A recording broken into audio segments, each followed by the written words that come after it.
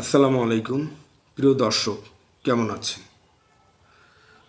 আজকের একটা ঘটনা, সেটা হচ্ছে যে চিন্ময় প্রভু। এই চিন্ময় প্রভু হচ্ছে ইসকনের এই চট্টগ্রামের যে শাখা রয়েছে, সেই শাখার তিনি একজন সভাপতি। এই লোক, ঠিক আছে? তো এই চিন্ময় প্রভু এই বাংলাদেশে একটা দাঙ্গা সৃষ্টি করার জন্য চেষ্টা করে যাচ্ছে। তো শয়তান আপনি যতই চেষ্টা করুক না কেন, শয়তান কিন্তু আগাতে পারে না। এই জিনিসটা সবসময় আপনাদের খেয়াল রাখতে হবে। শয়তান যতই সামনের দিকে যাক, সে কিন্তু আবার পিছনের দিকে কিন্তু আবার চলে আসে। তো এই চিন্ময় প্রভু, এদেশের মানুষ শান্তিতে আছে, এদেশের মানুষ সুখে আছে, এদেশের বৌদ্ধ খ্রিস্টান, এদেশের হিন্দুরা সুখে আছে।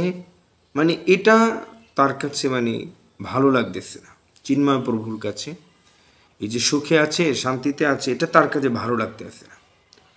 সে, আপনি জানেন যে শেখ হাসিনা সরকারকে শক্তিশালী করার জন্য সে কিন্তু যত ধরনের চেষ্টা সেটা কিন্তু করে গিয়েছে দীর্ঘ 16 বছর ধরে। এবং এই চিন্ময় প্রভুর যে গায়ে যে আপনি পোশাকটা দেখছেন, এই পোশাক ভারতের এক উগ্রবাদী যারা আরএসএস, যাদেরকে এই উগ্রবাদীর হচ্ছে অনুসারীরা। আপনারা জানেন যে এই আরএসএস জঙ্গি গোষ্ঠী, এই তাদের হামলায় ভারতে অসংখ্য মুসলমানদের উপরে নিপীড়ন করা হচ্ছে, তাদের বাড়িঘর কেড়ে নেওয়া হচ্ছে। উত্তরপ্রদেশের যে যোগী, এই যোগী না যেন মোগি, এই মোগি আপনার সেখানে মুসলমানদের বাড়িঘর উচ্ছেদ করছে, সেখানে মুসলমানদের বাড়িঘর ভেঙে চুরমার করে দিচ্ছে, মাটির সাথে মিশিয়ে দিচ্ছে। মানে কতটা না পরিমাণ তারা অত্যাচার করতেছে। তো সেই যোগীরই অনুসারী এই চিন্ময়, তাকে প্রভু বলা হয়। তারা তো যে কোনো কাউকে প্রভু বানিয়ে ফেলতে পারে, এটাই স্বাভাবিক। একটা কুকুরকেও তারা প্রভু বানিয়ে ফেলতে পারে। তো এই চিন্ময় কি করেছে? এই চিন্ময় এই আমাদের যে বাংলাদেশের যে পতাকা, এই পতাকার উপর ওই যে বিতর্কিত, যেটা আপনার জঙ্গি গোষ্ঠীদের পতাকা, গেরুয়া পতাকা, সেই গেরুয়া পতাকার সাথে আছে আপনার শ্রীরাম, রামের ছবি দেওয়া আছে।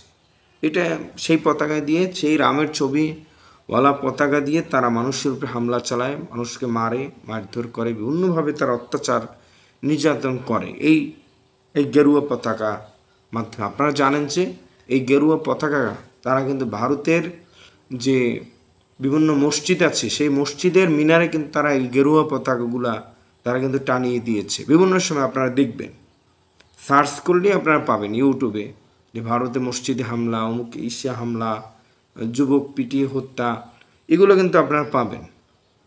সেই গেরুয়া পতাকা, বাংলাদেশের যে পতাকা, সেটাকে খাটো করে, অপমানিত করে সেই পতাকার উপরে গেরুয়া পতাকা টানিয়ে দিচ্ছে। তার মানে তারা এক ধরনের বার্তা দিতে চাচ্ছে যে তোমাদের পতাকার কোনো মূল্য নাই, তোমাদের পতাকার কোনো দাম নেই, আমাদের গেরুয়া পতাকার মাধ্যমেই সব কিছু হবে, সব কিছু চলবে।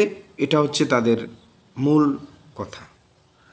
তো সেই চিন্ময় দাসকে গ্রেফতার করেছে। সে সম্পর্কে বাংলাদেশের তরুণ সমাজের তরুণদের আইডল আসিফ মাহমুদ সজীব ভুইয়া, তিনি কিছু কথা বলেছেন। তিনি বলছেন, কোনো সম্প্রদায়ের নেতা হিসাবে তাকে গ্রেফতার করা হয়নি। সম্প্রদায়ের নেতা হিসাবে তাকে গ্রেফতার করা হয়নি। রাষ্ট্রদ্রোহের অপরাধী ইসকনের বহিষ্কৃত নেতা চিন্ময় কৃষ্ণ দাস ব্রাহ্মণকে গ্রেফতার করা হয়েছে বলে জানিয়েছেন যুব ও ক্রীড়া উপদেষ্টা আসিফ মাহমুদ সজীব ভুইয়া। তিনি বলেন, বাংলাদেশের স্বাধীনতা সার্বভৌমত্ব রাষ্ট্রের বিরুদ্ধে কোনো ষড়যন্ত্র মেনে নেওয়া হবে না। এটা তো ঠিক, এই কথাটা তো ঠিক বলেছেন।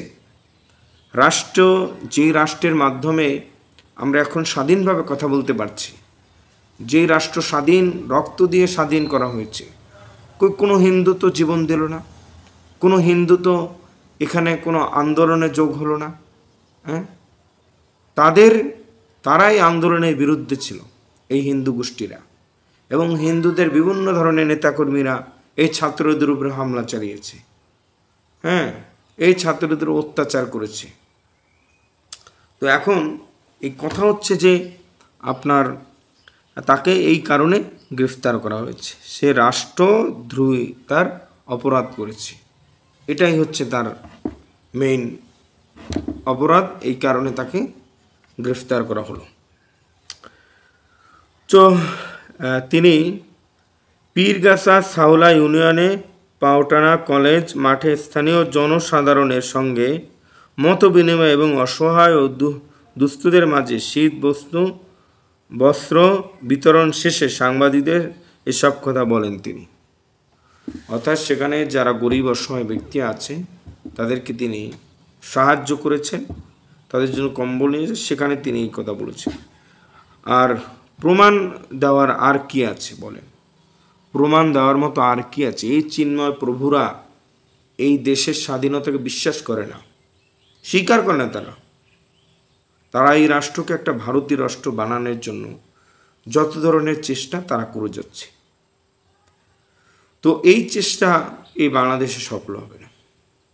এই চেষ্টা, এটি ভারত না, এটি বাংলাদেশ।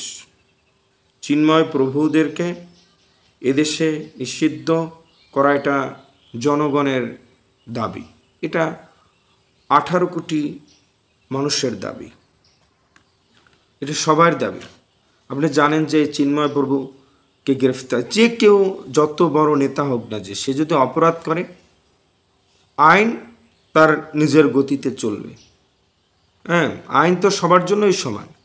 আপনি অনেক বড় নেতা হয়েছেন বা আপনি কি হয়েছেন, ওটা তো আইন দেখবে না। আইন দেখবে আপনি অপরাধ করেছেন কিনা, আপনি রাষ্ট্রর বিরুদ্ধে কোনো ষড়যন্ত্র করছেন কিনা, আপনি রাষ্ট্রের সরকারের বিরুদ্ধে কোনো ষড়যন্ত্র করছেন কিনা, আপনি রিপাবলিক, যেটা একটা উস্কানিমূলক একটা সংবাদ মাধ্যম, সেখানে আপনি উস্কানিমূলক প্রশ্নের উত্তর দিয়ে আপনি একটা অস্থিরশীল পরিস্থিতি তৈরি করতে চাচ্ছেন বাংলাদেশে। তো সেটা আপনি রিপাবলিকে আপনি সাক্ষাৎকার দিচ্ছেন কেন? রিপাবলিকে কেন আপনি, এটা একটা মিথ্যে নিউজ সংবাদ মাধ্যম, এখানে কেন আপনি সাক্ষাৎকার দিবেন বাংলাদেশের বিরুদ্ধে? বাংলাদেশের জনগণের বিরুদ্ধে কেন সাক্ষাৎকার দিবেন? আর আপনার 16 বছর ক্ষমতায় থেকে আপনি মানুষের উপর অত্যাচার করেননি, সরকারের সুযোগ সুবিধা আপনি ভোগ করেননি। কোথায় আপনাদের উপর হামলা করা হয়? কোথাও তো আপনাদের বিরুদ্ধে হামলা করা হয় না। সবাই তো সুখী আছে, শান্তিতে আছে, ভালো আছে। হ্যাঁ, একটা কথা আছে না যে ওই যে রাখাল বলে যে চোর এসেছে, চোর এসেছে, চোর এসেছে, বাঘ এসেছে, বাঘ এসেছে, কিন্তু আইসা দেখে যে কোনো বাঘ আসে নাই, বাঘ এসে নেয়। কিন্তু আপনারা যেভাবে চিল্লাচ্ছেন তাতে মনে হয় যে শেষ কি না কি হয়ে গিয়েছে, মানে বিদেশিকে একটা দেখানোর চেষ্টা করছে। মানে আপনাদের মা শেখ হাসিনা চলে গেছে, এই আফসোসে আপনাদের কলিজা ফেটে যাচ্ছে। কি করবেন? দেশের ভিতরে একটা যে কোনো ধরনের একটা পরিস্থিতি তো তৈরি করতে হবে, মানুষ যেন শান্তিতে না থাকতে পারে, এই ব্যবস্থা তো করতে হবে। তো এটা এই বাংলাদেশ সফল হবে না। এটা মুসলমান কান্ট্রি, এদেশে সবাই সুখে শান্তিতে বসবাস করবে, ভালোভাবে বসবাস করবে, কিন্তু এটা এই ধরনের কার্যকলাপ দেশে হবে না। তো সবাই ভালো থাকবেন, সতর্ক থাকবেন, সবাই ঐক্যবদ্ধ হয়ে থাকবেন, তাহলে আমাদেরকে কেউ কখনোই দমাতে পারবে না। আমাদের দেশের সরকারকে অসংখ্য ধন্যবাদ এই ধরনের উস্কানিমূলক বক্তব্যদাতা এবং জঙ্গিদের প্রধান নেতা তাকে গ্রেফতার করার জন্য। সবাই ভালো থাকবেন।